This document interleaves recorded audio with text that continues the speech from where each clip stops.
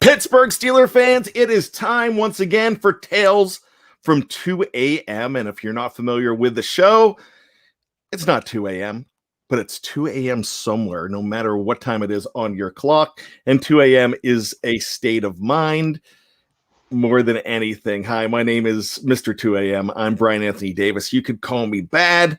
Alongside with me today is my good friend Kevin Tate from the Know It Alls podcast. If you have not had a chance to check out that show with Maud, Big G, and Tate, that usually drops on Sundays, I believe, and that is a fantastic show. I was thrilled to be a part of it just a couple weeks ago. Mr. Tate, what is up, my friend? Bad, what's up, man? I'm doing pretty good. Just excited to be on this final edition of the season of Tales from 2 a.m. And I'm glad to accompany #Bad Company. Let's do it. Yeah, I've got to put a #Bad Company on the screen here. Yeah, that's a good thing. So yes, you just mentioned it's going to be the last Tales from 2 a.m.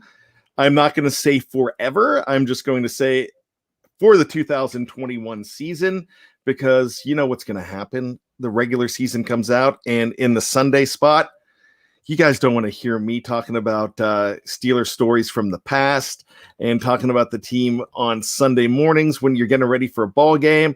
And afterwards, you're going to want to hear me talking about the game. And that's what we do with the post-game podcast with Jeff Hartman, with Dave Schofield. Michael Beck is going to be doing some shows this year on the post-game podcast as well. So something we're really excited for. So this is going to be the final Tales from 2 a.m. And we will be back. Somebody's going to be back in this regular spot. I am anticipating that it's the gentleman to my right. Well, that's on my screen, my right. If it's, I think it's on my right on your screen too. I'm really bad with it. I'm good with left and right, but I'm not good with like when it comes to the screen. Like if I were to point to myself right now with my right hand, I'd see it on the screen because it's going to look like my left, and then I get all confused. So as a tradition on this show, we welcome our very first guests every week, and Andrew Jarvis was our very first one in the live chat today. And Andrew Jarvis is a new name to the show. He usually listens to the radio broadcasts, so we appreciate that. Also in is Brian Brown as well. It's great to see others. Michael O'Malley coming in. So it's a good morning to have everybody. Thanks for all your patience. I have been a little under the weather this week, and I'm going to I missed the show the other night, and so I'm going to continue to stay indoors for let's just say the next 9 days or so. Getting ready for the regular season, and I'll be all ready for like next week. So next week is going to be great because, man, we're 7 days away from game day, Tate. 7 days away. I am so ready. I am ready too, and I love the confidence of Buffalo fans and Bills Mafia, that crazy group there, that they think they're just going to run the Pittsburgh Steelers out of town. Hey, that's a good possibility, and we've seen it before. The last 2 times they've beat us that I remember. Yeah, and we've seen it before, the Steelers losing on opening day and still having a great year and still winning Super Bowls. So that's nothing that we're going to Super Bowls. That's nothing that greatly concerns me. I feel like the Steelers are going to have a great year, and we'll talk about that. Tate, what's on your mind? No, I was just going to say you're like the expectation and of the season coming up next Sunday. But man, I don't know about you, but I got a little taste of it this weekend with college football. Man, it was a ton of great college games on this weekend. Good, just good to be back watching football again. You know what? I used to watch a whole heck of a lot of college football. Now I kind of trade my Saturdays for Sundays. And it's not an ultimatum. It's just something I've chosen to do because my family is great when it comes to in the fall. The Steelers, they want it on the calendar. My wife says, put it on the calendar. So we know they she organizes Steelers Sunday. We call it Steelers Central here, and it's something that I got from my West Virginia days when I was in Elkins, West Virginia, and I used to go to my buddy Tom Regan's house and my other buddy Gene Calgill and a bunch of friends. We would show up there, and Tom was a bachelor, and sometimes he'd be at the Steeler games, but he wouldn't tell us. He wouldn't tell us because if he told us, we wouldn't show up to his house because his house was Steeler Central. And a lot of us, we had a bunch of Steeler fans there in, like I said, Elkins, West Virginia. We would all get together. Sometimes we'd cook. Most of the times we wouldn't, but everybody would bring beverages. It was the perfect backdrop for a game. So, and there was just a lot of people always hanging around. So we would show up and we'd like, all right, where's Tom? He's like, he's at the game. Why didn't he tell us? Well, they knew you wouldn't show up. And we'd still have the door would be open. We would still have like 8 or 9 people there watching the game. And it was one of those things where he trusted us and he wanted us to be there because that was our home on Sundays. And it was completely awesome. Now, I tried to do that with some people here if I was out of town or if I was somewhere else watching the game. Mm-hmm. I get DirecTV only to have the Steeler games. And so my friends, I tell them, hey, they could come over and watch the game anytime they want. I'll tell like Packers fans, if I've got friends that are Packers fans, I have friends that are fans of other teams, and I tell them, hey, you could come over and watch on my couch. I'm not going to be there. I'll leave the door open, and they don't really do it. And I'm trying to get them to do it because my home's their home. I'd love them to do that. I tell you what, Baz, it's great to watch. It's great to watch the Steelers with other Steelers fans. I don't have many in my direct circle now. My sister's a Steelers fan.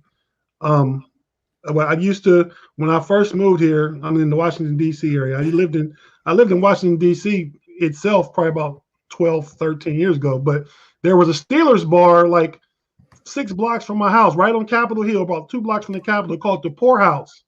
Nice. Every Sunday it would be packed with all the DC area Steelers fans, and it was just great to watch Steelers game with other Steelers people, to see the black and gold flood the whole bar and people enjoying their wings and waffles and beers. And every Sunday afternoon I would go there because we didn't have cable at the time. My sister and I were roommates, and I would walk down the street to this bar and watch the Steelers every week. Loved it. That's yeah, I gotta tell you, that's very true. And watching with other Steeler fans is awesome. So we've recreated that at my house, and every weekend is like a Super Bowl party here. We don't do the night games. I go to one of my other buddies' house. He comes here for day games. I go to his house for night games. So, but if it's a day game, people expect it. And now it's here every week. And now I've got the excuse because my wife tells friends and family, and it's the truth, that, well, Bryan's got to watch the game. We can't do anything on Sunday because, I just tell him, honey, I get paid to watch the Steelers. Yeah, right. Don't get paid much to watch the Steelers, but it's a great excuse saying I get paid to watch the Steelers. I gotta work. I gotta watch a Steeler game. Yeah, so that's that's good work if you can get it. I mean, just the fact that you could pay me two cents a week, and that's good enough for me because I could say that it makes me feel like I'm on the inside, and I know I'm not, but it makes me feel good. So we have people over every week, and they get into it. And now I have an opportunity for my parents to come down because they only live a half an hour away now. It used to be 2 hours, so they get to come down for the games. And my mom is loving it now because she gets to hang out with the girls, and they don't even they don't watch the game, but they're taking care of the food and stuff. And some days I'm cooking, and I'll put together the menu, but they're like, hey, you don't worry about anything. We'll put together the menu, and they put together fun menus every week. So, it's a lot of fun. Excuse me. But the big thing about watching the Steelers with your friends and watching the Steelers with family, and even if it's somebody from outside, that's okay, because my role, and everybody will say it here there's a bunch of people that will put my roll up on the live chat. They know it. You know it. You're welcome to my house. Just don't pee on my couch. Yep. And that makes sense, right? Yeah. Yeah. Hey, it's a respect thing. And that's the same rule that I live by if I go into another stadium. I live by that rule if you come into my stadium. I told you the story. Two of my favorite stories. One, it's not a favorite story because it just came after a legendary, not a legendary, but a really tough Steelers loss in the AFC Championship game. Have I ever told you about Big Ben's rookie year AFC Championship game, frigid night in Pittsburgh against the New England Patriots? It was going to be one of the first years that they were going to celebrate on the field. Joe Namath was in town to help give away the trophy, and the Steelers lost in that game, which ended up being legendary because it wasn't Jerome Bettis' last game. That was the AFC Championship game? Yep. Yeah, Okay.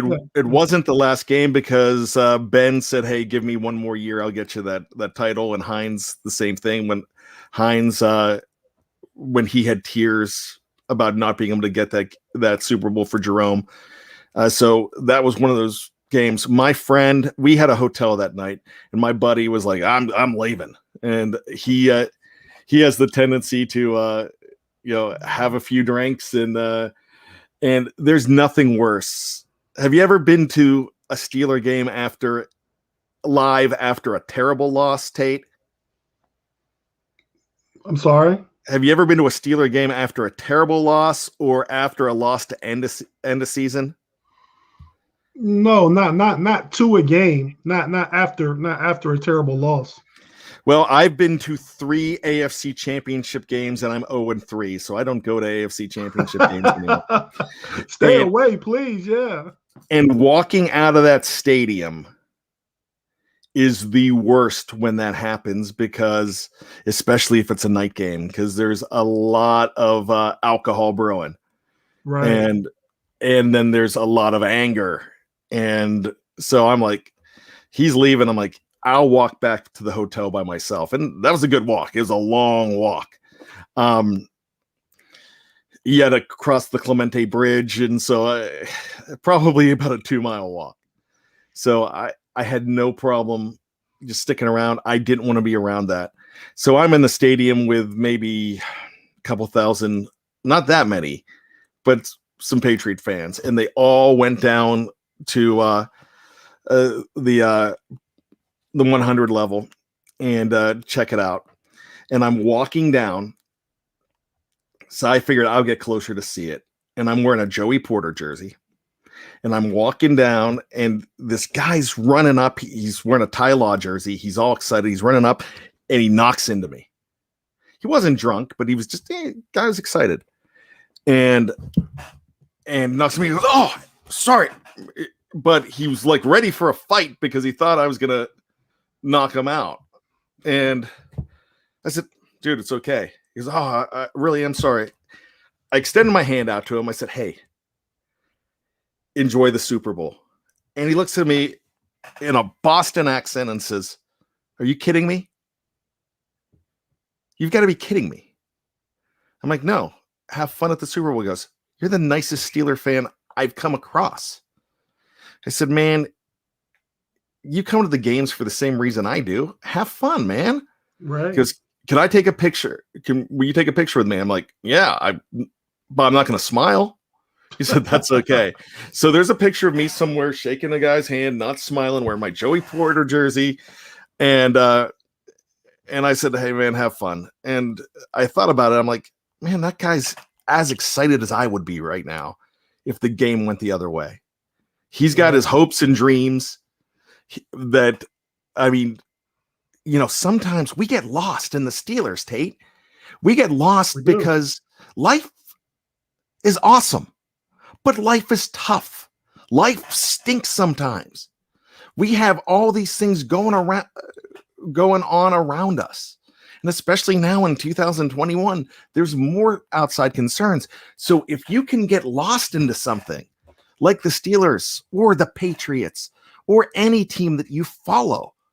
Man, I get lost every week in the show Ted Lasso now because it's a chance to get lost. I get lost in a fictional soccer team from England called AFC Richmond. I'd love to have a jersey just because it's where you can escape. And if you've got an opportunity to do that with friends and family, that's an awesome thing. So the reason, Don't Pee on My Couch comes out. Hey, come to my stadium. Enjoy your team. I want to enjoy my team at your stadium. But it's tough sometimes because people don't get it because they see you wearing those different colors and they give you heck about it. And I've heard about stories. I mean, I have a friend that actually a family member. They were in Philadelphia and but they lived in Chicago for so long. And the Bears came to town and the kid was wearing a Bears jersey at a Philadelphia game and he was about 8 or 9. And they cheered him the whole game. They went after an 8 or 9-year-old kid. That's not what we do. So we've got Callie Bees. I love the Browns. Callie, you can hang out at my house and watch a Brown Steelers game with me. I have Ravens fans coming to my house and watch the games.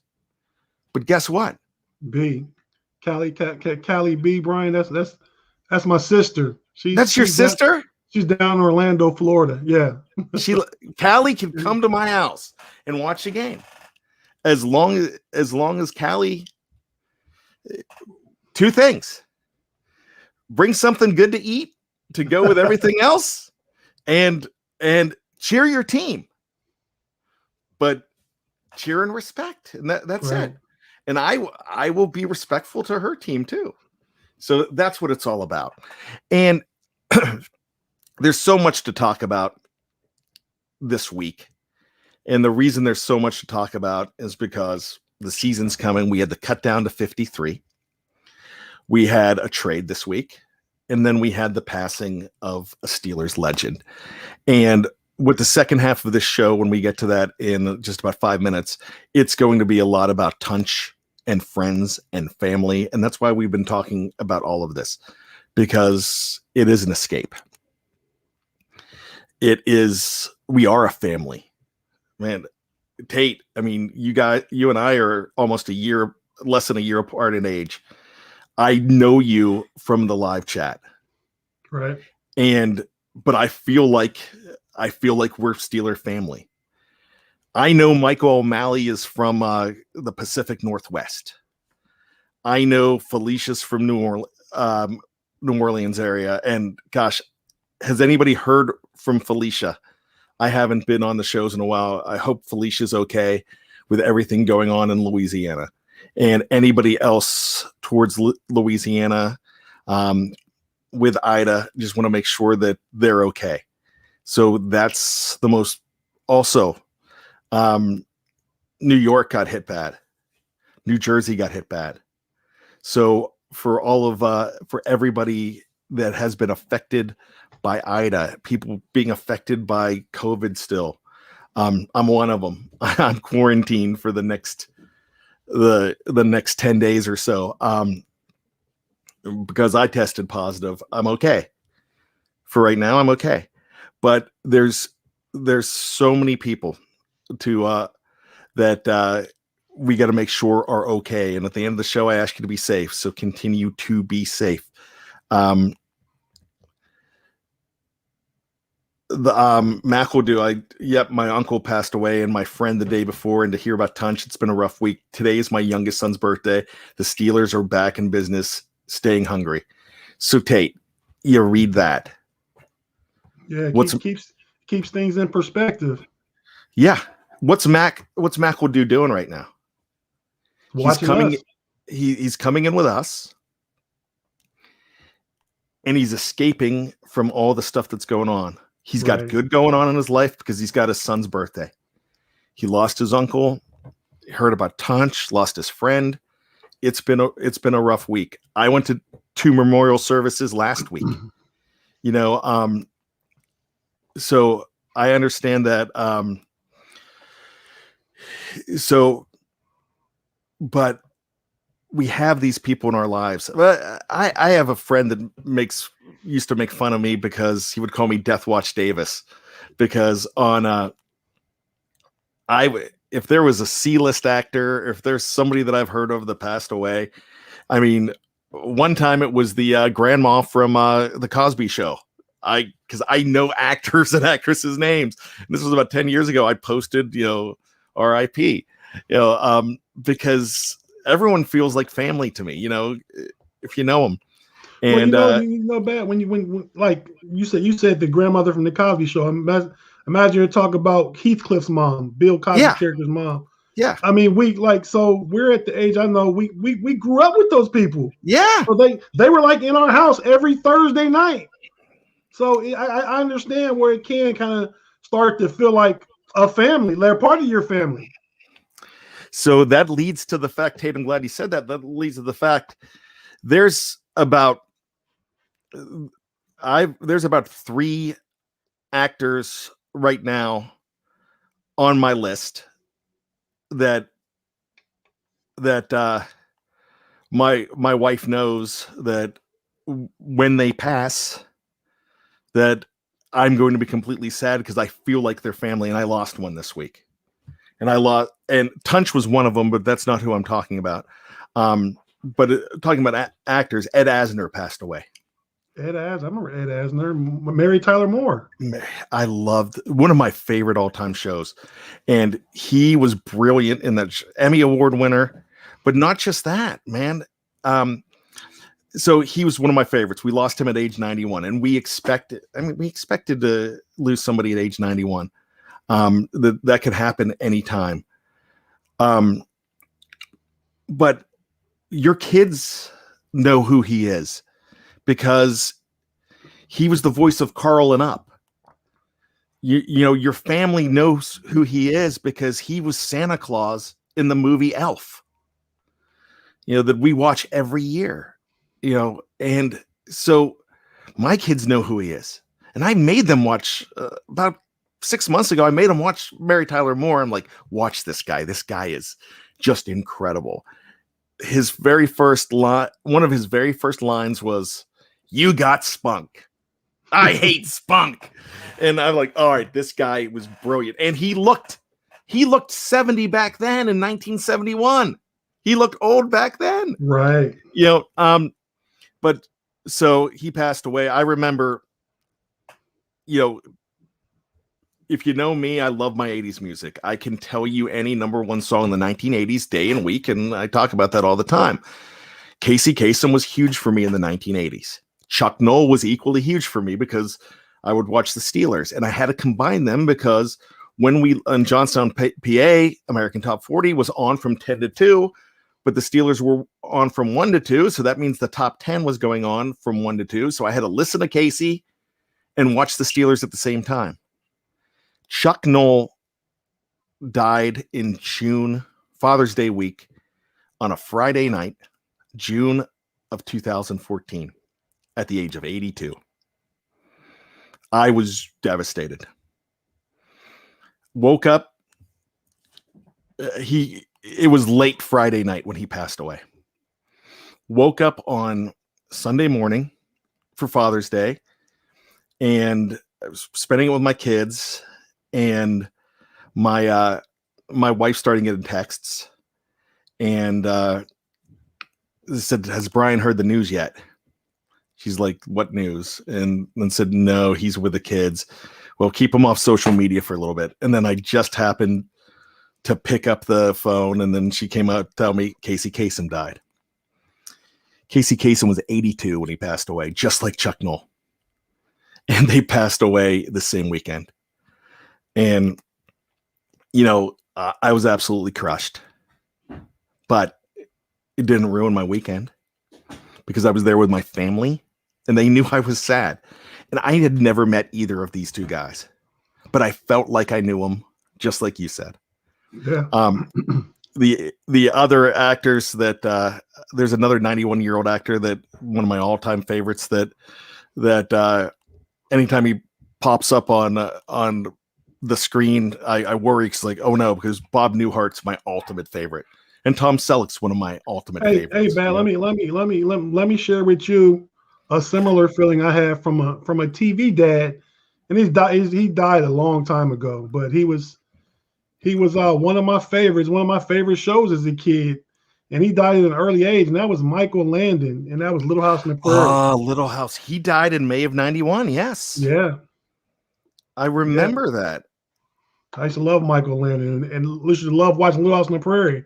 It's like you said, you had your kids watch Mary Tyler Moore. I have a niece. She's 24 now, but when she was young and I felt like kids were gravitating towards like just anything on TV, I would literally sit down with her and make her watch TV Land. We watched Little House on the Prairie, we watched Leave It to Beaver, and we watched shows like that just so she'd get a understanding for what I felt like what good wholesome TV was back then. This is probably like 2002. This is 20 years ago, but yeah, so those shows, those people, you do feel a kinship and an attachment to them, and if they pass away, you feel like you lost somebody that in your family that even though you don't know them. Here's the thing. I remember we're talking about Stephon Tuitt losing his brother in a very sad way, losing his brother. That hit me hard too, because people have family members, and it hit me hard because I met Stephon Tuitt a couple years ago, and I knew that guy was hurting when I read it, and it hurt when you learn when you had the Justin Strelsick situation, when you have those situations when, I mean, he didn't pass away and now he has a book out and he's getting his life together. But my gosh, when the Ryan Shazier thing happened on December 4th, 2017, Tony and I had to do a show right after that, and we were devastated. Right. We didn't know if something was going to happen to him, so I'm seeing all the Kyle Younger says that's how I felt when Lorne Green died, Ben Cartwright, Bonanza, Michael O'Malley says A Stairway to Heaven. I was a huge fan of Night Court. My gosh. We lost Harry Anderson a couple years ago. And in the last three months, we lost Marky Post and Charles Robinson. And I've just been watching Charles Robinson on a show that came out a couple years ago called The Guest Book. And he played Mac Robinson, and he was great. So we are going to talk a little bit of Steelers when we come back. And we're going to talk a whole lot of Tunch, a lot of stories about him as well. Anything that you want to talk about. This is, if you're new to the show, and Andrew Jarvis just said, and Kevin Green, man, that happened right before Christmas. That ripped hearts out. And we lost two ex-NFL players this week. Was it David Patton and McCanty that played for the Bucks? Both those guys died. They were Keith McCants, 53 and 47 respectively. Yeah, and man, when Tony Gwynn died, that was a tough night. That was tough for me. Kirby Puckett. I was going to say Kirby because those were two guys that were my guys when I was in high school. Yeah, and those were the guys that you looked at too. You know why they were great?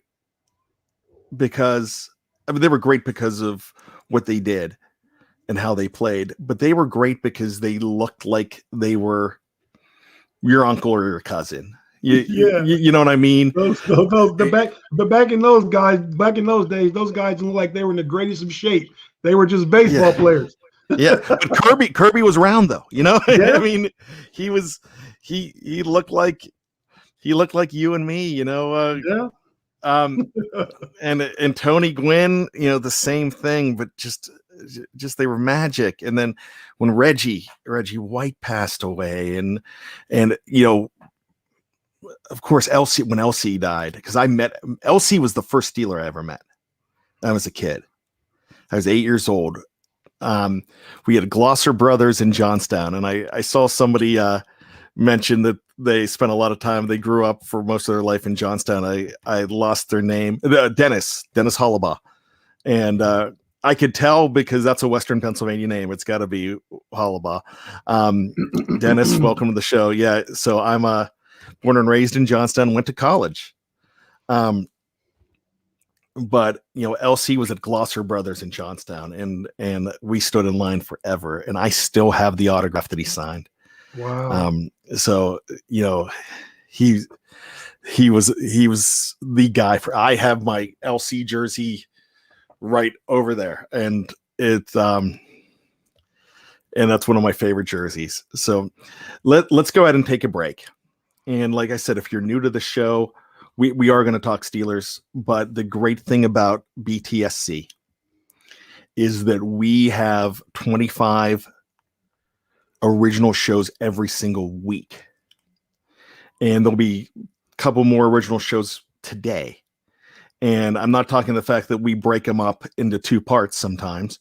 I'm talking about the fact that we have so many new shows and shows that we're going to do. And Tate's going to have a new show come on this time slot coming in whenever the season ends. And hopefully that's late February, Tate. After the Super Bowl. Right. Yep. That's what we're hoping. I don't want to see you on here in early January. only if we're talking about the road to the Super Bowl. But you have a chance to check them out. So check out behindthesteelcurtain.com. Check out the podcast network as well. Lots of great stuff. So with that being said, if you are on the audio platform, just move on over to number 2. And if you're hanging out with us on Facebook, I'm just going to stretch. I might adjust my beanie here. It's the only time I wear the beanie is Sunday morning. So what we'll do is we'll be back in a few seconds. So stick around. We're going to have more talk about the heart of the Steelers and the heart of your fandom when we come back on Tales from 2 a.m. right after this.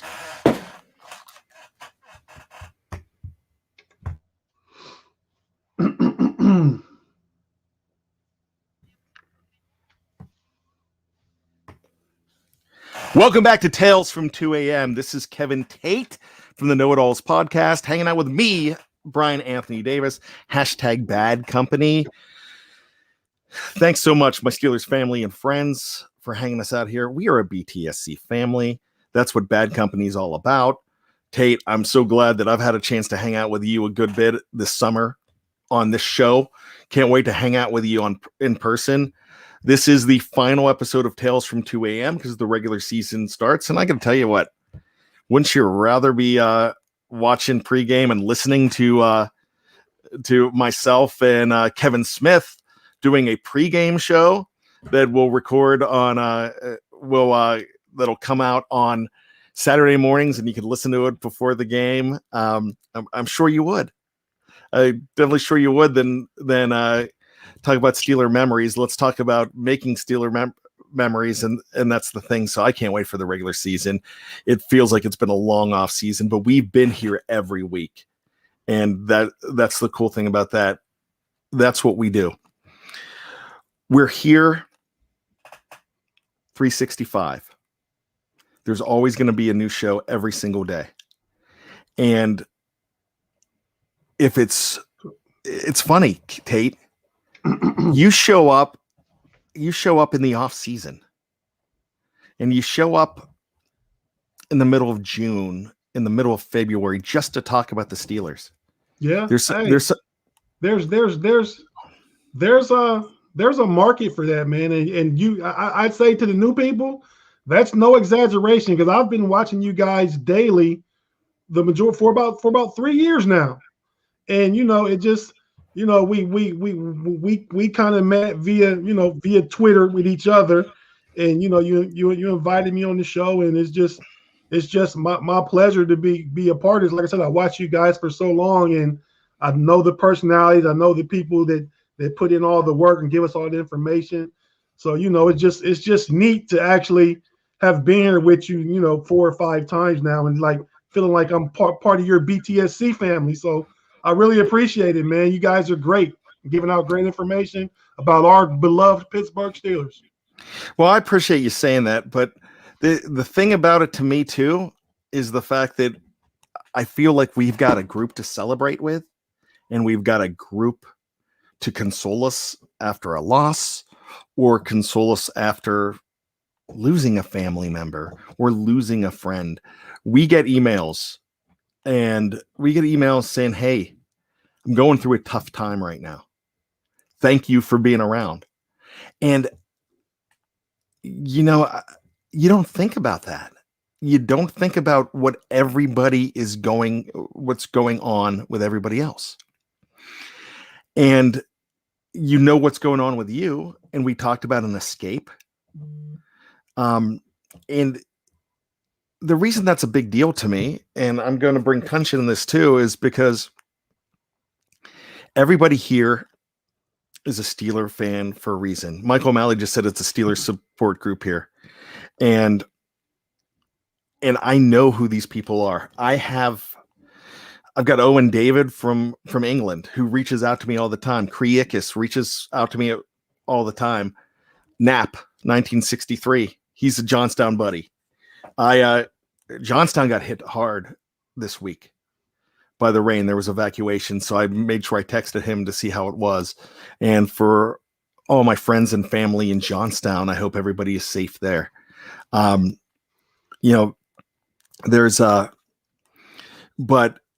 we all have families, and we all have stories, and we all have hopes, dreams, concerns, and we root for the same team, and that's a great thing. If you root for the brown and orange or the black and purple, and Tate and I live in Maryland and we deal with black and purple all the time. Yeah. You know what I think about people that wear black and purple? You're my family too. You're just a little misguided, but that's okay. Right. But we can talk, and I'll talk about your team, and I'll talk about Lamar, and I'll talk about everybody. I have no problem, because I love the fact that, sports should bring us together. And the other big thing is, the reason I have been told that people love BTSC so much is because of the way we treat you in the live chat. And that's the most important thing to me, because you feel like you have a place. Man, I am no different than any of you, except for I lucked into this platform. I'm a fan, and that's it. I have a radio background. Yeah. I'm now in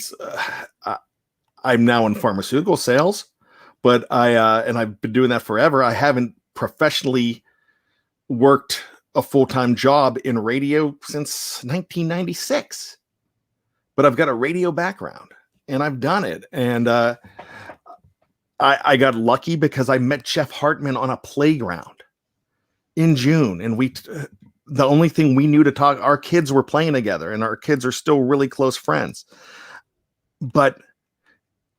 And his question was, he had to make small talk because he knows I always wear black and gold stuff. He always does too.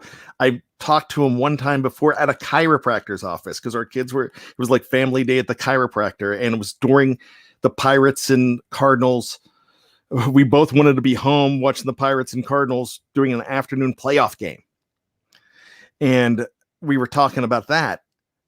And because I brought that up, because I see someone wearing black and gold, I know something I could talk to him about. And I always thought it was cute, because his son would wear this Steelers shirt that my son had, the same Steelers shirt too. In fact, I got it after I saw his son wearing it. It was the one with the little Steeler player, but no head. And so the uniform went up to here, and his head looked like he was in a Steeler jersey and a uniform. So I always thought that was cool. And then my kids ended up getting that shirt too. But so he said to me, "What do you think about the Steelers this year?" And I'm like, "Well, I read this article about Lamar Tim." I mean, gosh, Oh, I just messed up his name. Lawrence Timmons. Lawrence Timmons. Lamar Woodley was the second round pick that year. About Lawrence Timmons, I've never done. Lawrence Timmons is the same birthday as my daughter, May 14th. Wow. And so I have a kinship to. I feel like I have a kinship to Lawrence Timmons. I just messed up his name. So we're there, and it's a field day for school, and the second time that I met him, and he's like, "So, what do you think about the Steelers?" And I told him about this article about Lawrence Timmons. He goes, "Yeah, I wrote that." I'm like, "What?" He said, "I'm the new editor. This is 2015. I'm the new editor Behind the Steel Curtain." I'm like, "Wow, I just read it today." And so 6 days later, I had my first article. A year later, I'm doing post-game shows with Jeff Hartman, and we're doing it together. And now we're now we're a family. Then a couple years later, I'm in a daddy-daughter dance, and this big guy comes up to me, and he goes, "Hey, you're bad. You're Bryan Anthony Davis, right?" And I said, yeah. He's nice to meet you. He goes, "I'm Dave Schofield." And I knew who Dave Schofield was because he was writing for us. And we were talking about getting him in on podcast. I wasn't the podcast producer yet. And I took a picture with this guy that I've never met before. And we talked, and because I knew he was writing for the website, and he was brand new he was a couple months in on the website, but I could tell that he was going to be something big on the website because of the dedication and the excitement that he was putting into it. And so now those guys are like family to me. Those guys are family to me because they're my BTSC family. You guys are my BTSC family as well. And the reason that's so important to me is because I've called into radio shows before. I've called into Colin Cowherd. I've been insulted by Colin Cowherd. I never called in Jim Rome. I would have loved to, because I was a fan of Jim Rome, but I figured he would be insulting. One of my favorites, not really a sports guy, but I was a huge David Letterman fan. But I always said I never want to meet David Letterman because I don't want to be let down. That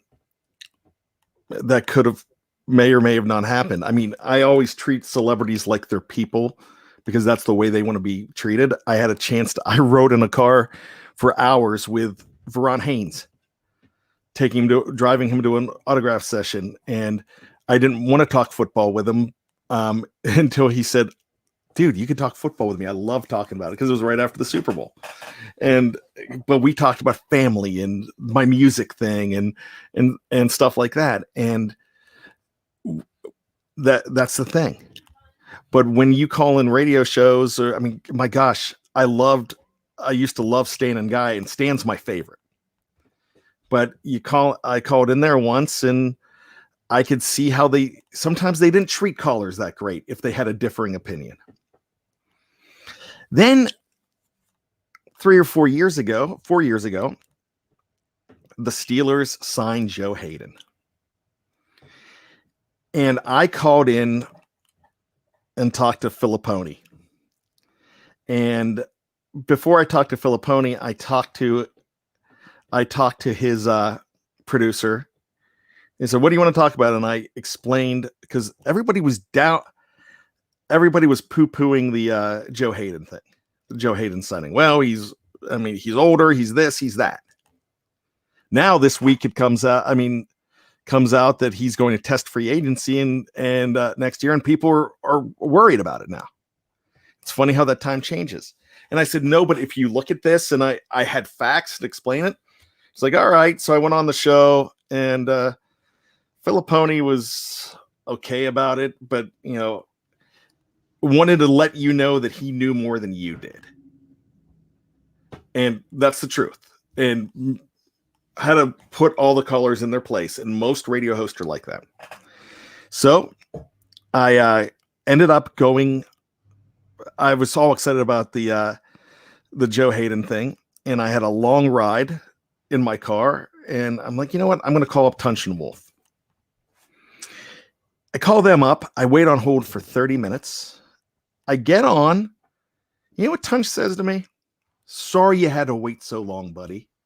What's on your mind? And I said, I said where I was from and everything. And Wolf said some nice things about where I was from.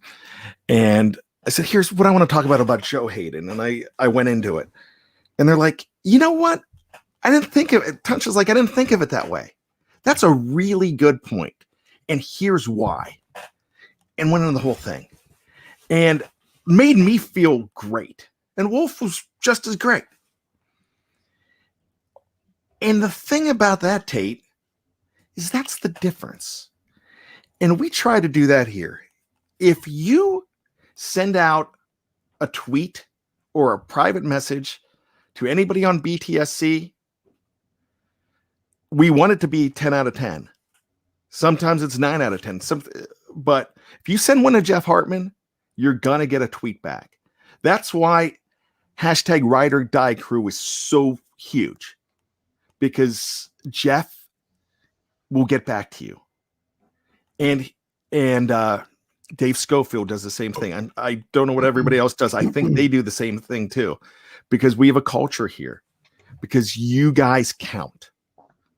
And because I know who Dave Shipley is, because I know who Bryan Brown is, because I know, and if I don't know your name, I'm going to. I know who Just Me is. Just Me says, hashtag Bad Company. It's been fun. We'll miss y'all. We're still going to be here, just in different forms, but that's it. I know who these names are. It seems like this is Andrew Jarvis's first show. On the live chat. Now I'm going to know his name. Kyle. I know Kyle's name. Now I'm following him on Twitter. So it's really great. We are a family. And if Mark King, I know Mark King, I know Portna, and that's the important thing. And if I didn't mention your name, I just can't go far enough. I got one to mention is always there. Wes Hitchcock. Wes. Yeah. I know Wes. I've done a show with Wes. I've had Wes on a show, and Wes is a great guy. Eric Askew. There's another name. Wes and I don't always agree on on the comments, but that's fine, because you guys have comments. I have comments. But I think the overall take I'm taking from what you're saying is, at the end of the day, all that really matters is how you treat people. That's it. How you treat people. And when you think about Tunch Ilkin, you felt like he was your friend, your dad, your brother, your uncle, your buddy. I never met Tunch, didn't know Tunch. I would listen and watch him and Wolf's podcast, the Tunch and Wolf podcast. And no, he was a great guy. He seemed like a great guy. And Wolf is the same. Yeah. And those guys, here's the thing. Steelers won the Super Bowl in 79. In the 5th round of the draft, last pick, because they won the Super Bowl. So in the last pick of the 5th round, they take an offensive lineman from Syracuse named Craig Wolfley. In the last round, with the last pick of the 6th round, they take an offensive lineman from Indiana State, Tunch Ilkin. And those guys have been friends forever. They were friends on the team. They're friends now. You think of them as brothers. Yeah, they you don't think of one without the other. You're thinking about those guys. When we're putting out messages to Tunch Ilkin's family, people are talking about Craig Wolfley too, because you knew how tight they were. So, and this is a huge loss for Craig Wolfley as well. And that's the thing. I felt, you just said it, Tate. We felt like we were friends with them because the way they treated us as listeners. I used to send out, I haven't done it in about 6 or 7 years, but I used to send out 8x10s. The inscriptions I got from Tunch, and I got a separate one from Wolf. The inscriptions I got were awesome. Tunch was God bless, and something. I mean, he wrote something, and it's that was in a frame in my Steeler basement. But then I had the flood, and I haven't put anything back up, and I'm going to. But you know, it's one of those things, Tate, where we hear all these stories about athletes that do something dumb or treat you wrong. When they treat you right, you never forget it either. Right. And I had a chance to, and I think it was, I got to talk to my nephew. He's 14. He's a huge Noah Shue. He's a huge Steeler fan. Love the kid. I promise you, I'll get the fantasy football thing up, buddy. I promise. I took him to his first Steeler game, and he's like, "Where's season tickets?" And he was 11. I took him, and I took him to the Mahomes game where Mahomes torched us. And he said, "But this is awesome. We should come every week. We should get season tickets." I'm like, "Yeah, it's not the same, but I mean, it's not cheap." But you know, he went to a Steeler camp. And I think it was a Steeler camp where, for a kid's camp. And I think he tossed the ball.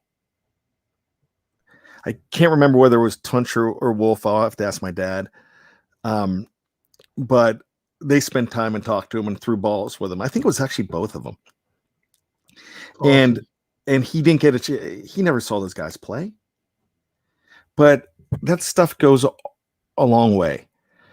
Tunch was an ambassador for this team. He played for the team. I remember first time I heard his name, I'm like, that's a strange name. And I found out he was from Turkey. And then I remember when he left for free agency, they didn't really bring him back. And he went to the Green Bay Packers for a year. And then he was back. And he was always a part of this organization. But after games, I would always at 10 o'clock, just in the last couple of years, I would tune in just to hear them make me feel better or celebrate with them. And that's what I felt like I was doing. And I would listen to the other guys and I wouldn't feel good. But when they'd come back and say, it's a winning Monday, that's why this hurts. Tate, that's absolutely why this hurts. You know, bad. You said you mentioned other athletes and how Tunch and Wolf were, and Wolf obviously still is. You know, I think it's maybe their journey. You know, I think a lot of the times some athletes can be kind of entitled, and because that they've been treated a certain way their entire lives because of their ability to play a game. You said Tunch and Wolf being 5th and 6th round picks. Those guys are grinders. They weren't guaranteed to be on a team. They had to work. They had to humble themselves. It's a lot of things that goes into that kind of makes you who they are, and who, they've been brothers for 42 years because they went through that journey together, the grind together. And I think that's part of why they treat people like they do, because they didn't start at the top. They started at the bottom and had to really work. So I can appreciate that part of their stories. One of their stories, and most of their stories, was them screwing up. They would talk about that. I mean, they didn't talk about the great games they had. They talked about when they screwed up and what they learned from it, which was awesome. But one of Wolf's stories that I heard this a couple years ago, he was in his 5th year. And he was in training camp, and he was ready to tell Chuck Noll, I'm not coming back. He was so demoralized and down, he wasn't coming back. And he basically hid from Tunch, if I remember the story correct. He didn't want to have anything to do with Tunch. He wanted to run away from him because he knew Tunch would talk him off the ledge, and he wasn't ready to be talked off the ledge. And he finally let him, and he was back and he was fine, but he wasn't ready for that conversation. He had to go through his things first because he knew Tunch would make everything all right. And he eventually did. And I think they did that for each other. They I heard a funny story from one of them. I'm not, because like you said, when you think about one, you think about the other. So like, yeah, the things kind of morphed together. So I don't know which one said it, but one of them told the story about having to, as a rookie, having to go up against Mean Joe Green in camp. Like that was not a pleasant experience. They said, whichever one was telling it said, yeah, I was kind of scared of that. I would be too. I'd be scared to do that now. It's Right. Man, I could tell stories about how awesome he was.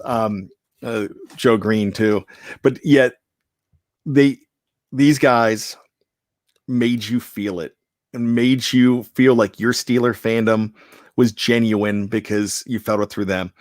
One of my favorite stories is, I talk about you never celebrate till there's zeros on the clock, but my gosh, you nearly sack Peyton Manning in the end zone. You have the ball, you bring in Jerome Bettis, and Tunch is like, call your travel agent. We're going to Denver. And then he's like, and he apologized for that because Bettis fumbles. He's like, no. Yeah. And so the next week when he's in Denver, he's like, okay, I can say it now. He waited until the game was over. Call your travel agent. We're going to Detroit. And when you hear that, you were just, my gosh, he's saying the same things that you're feeling. He would say hat on a hat. I got that from Tunch. He would, all the players, these players weren't alive when he was first, mentoring. Some of these were first mentoring Steelers, but he would talk about, he would show them the Tunch Punch, and it's not like a punch. It was like an offensive lineman technique. They called it the Tunch Punch, but this guy just touched lives, and he was a clinic. I watched him for years, but we could talk about how great of a player he was, how great of a broadcaster he was. None of that matters. What matters is he's a Hall of Fame human. And if we all can be like Tunch, if we could all look at his passing at the age of 63 and turn around and give an extra hug, pick up the phone and call that family member you haven't talked to in a while, especially if one of your bonds is the Steelers. My dad and I have a great relationship. Dad turned 74 this week. Happy birthday, Dad, again. We have a great relationship, but sometimes I don't know what to talk about all the time. We talk about the regular stuff, and guess what? That Steeler conversation is always a great bridge, because even if they're, family members have tension sometimes. I don't have a lot of tension with my dad, but even if sometimes I've noticed with him, I mean, we've had arguments over in the years. We'd call each other, and we, after everything was fixed, the bridge was the Steelers. We could walk over that bridge together. And that's when the healing would begin. So we would not escape the argument. We'd hash it out, but it was like I said, doesn't happen much, but you always have that. I have that with friends and people. I mean, my gosh, that's how Jeff Hartman and I started talking about it. We didn't know what to talk about. We had that black and gold bond. And so that's what makes it special. So if you have a chance to if you're having a petty difference with somebody, but you look at the big picture and you don't want that to be the last thing you remember, think about the kind of human being, the kind of faith in life that Tunch Ilkin had, and remember that and reach out, because things change on a dime. We knew this was going to happen when we found out last October. Just didn't think it was going to happen quick.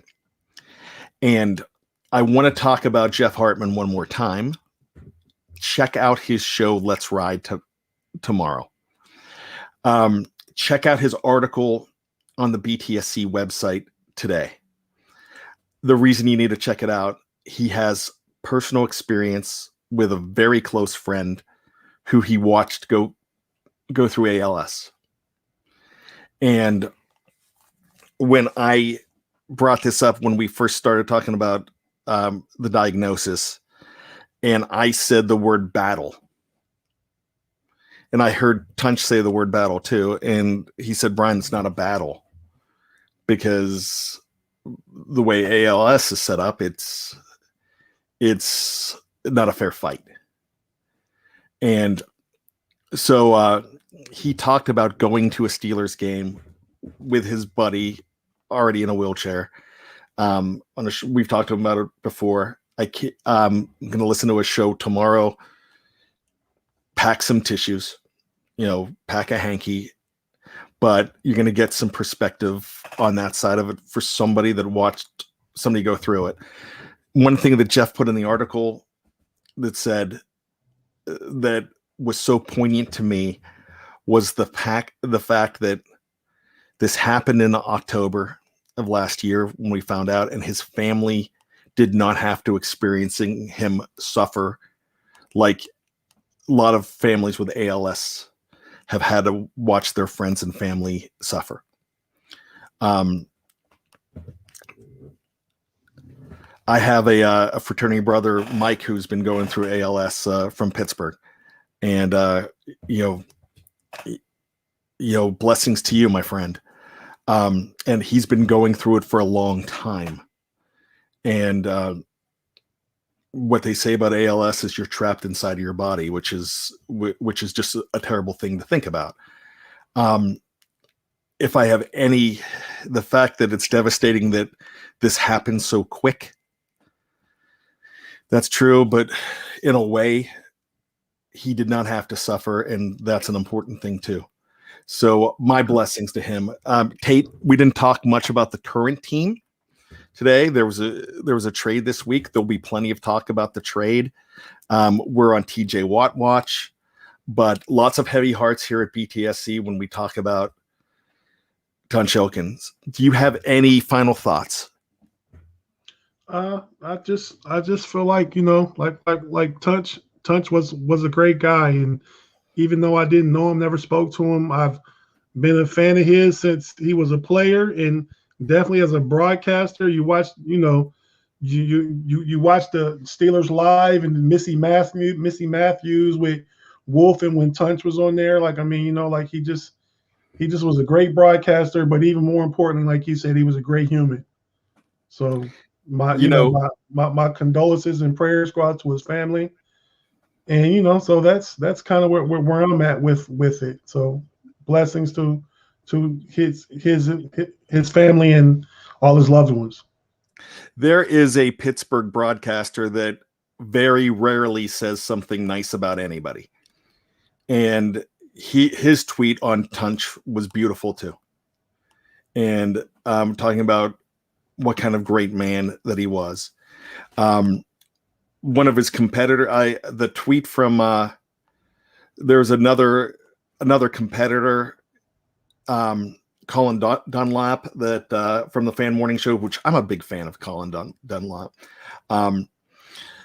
His daughter has been going through cancer for years. He was on a competitive network with Tunch. Tunch came over to him at I don't know whether it was camp a couple years ago and said, "Hey, I've been following your daughter's story. May I pray for her?" And he's like, "Yeah, you can." And he said, and then Tunch broke out into prayer there. And he said, he wrote this. It wasn't weird. It was comfortable. It was the fact that he cared. Then I read about so many other people talked about him doing the same thing with them in different tweets about how he'd find out about a family member and come and want to pray for you. But he was the one who brought it up every time. That's who Tunch Ilkin was. And when you read all those tweets, and all the outpouring of support, and somebody mentioned in there, they hope there's a patch or a number or a way to honor him. And I'm sure there's going to be a way to honor him this year. Huge part of the Steeler family. So rest in peace to Tunch. So Tate, thanks so much for all that you said. This had to be a support group today because we lost a family member. You said that you didn't know him, but you know what? You really did. Right. So I want to leave this. I want to put this up. Brian Brown says, let's go Steelers. A Buffalo win is what we need. Steelers family is the best. Hashtag bad company. Steelers roll. RIP Tunch. We will miss you. That's great. Dave Shipley. Cheers to our family in heaven. That's true too. We did lose a family member, a Steeler family member. Don't know him. If you didn't know him, a lot of you felt like you did, and that's what. Anytime we have this position here, it's I want you to feel like you know me, and that's what it's all about. Because we need to be we need people in our lives, and if it's just on a computer screen every week or through your speakers, that's a good thing too, because you've got a friend. You've got people out there that care about you. So I need you to do 3 things. Number 1, be safe. This week more than ever. Number 2, be true to yourself. That's what makes you special. Number 3, always be behind the steel curtain. So Tate, thanks so much, my friend. Thanks, man. Thanks for having me. All right. We will see you this week with all of the great content on Behind the Steel Curtain. I'll be back tomorrow night with Shannon White and Tony Defio, and we will be talking. It's Steelers week. It's Buffalo week. It's week 1. This is definitely going to be a lot of fun. Next week, no tales from 2 a.m., no tales from 2 a.m. for a while, but we're going to have so much content and games to talk about. You gotta stay right here. That's where it's at. Not just your one-stop shop, your nonstop shop. So blessings to you. We love you. We cannot do these shows without you. I'm sorry. I just like to tell everybody, if you can, check out the Know It Alls podcast tonight at 5 p.m. Know It Alls on YouTube. What's going on tonight on the podcast? We kind of been all over the place this week. Mod has been out under the weather this week, so he'll be back tonight. I think we'll probably talk about the first week of college football, the first week coming up in the NFL. So we'll talk about some Steelers and Bills, and just everything that's going on in sports this week. Cam Newton getting cut, just whatever came across the sports radar this week, we'll be talking about it. You know what? Somebody asked me about the Know It Alls podcast when I was first checking it out, and I was talking about bringing you in on the shows, and they're like, so what are these guys like? I'm like, show's great. One problem. If Mod was a Steelers fan, he'd be incredible on the network too. We're gonna have to get it. We're gonna have to work on that cowboy stuff on him. Yeah, Big G is great. I enjoy that show. So we appreciate you, man. We really do. Well, so yeah, definitely check that out. Maybe we got to do some Steelers Know It All. So maybe that could be. Yeah, because two of the 3 of us are still diehard Steeler fans. Me and Big G. I don't know what happened to Ma. He lives down in Texas, so he obviously is drinking the Kool-Aid down there. So that could be it. He's Cowboys fan, Texas Longhorn fans. We always got to hear about all the great athletes out of the state of Texas. It gets tiresome sometimes dealing with that guy, man. Hey, that's okay, because remember, as long as we don't pee on the couch, right? There you go. All right. And we had Mod on Know Your Enemy, and he was absolutely awesome on that show too. Yeah. So hey, we appreciate it. Blessings to all of you. Thanks. We'll be back here this week. Everybody be well. Peace.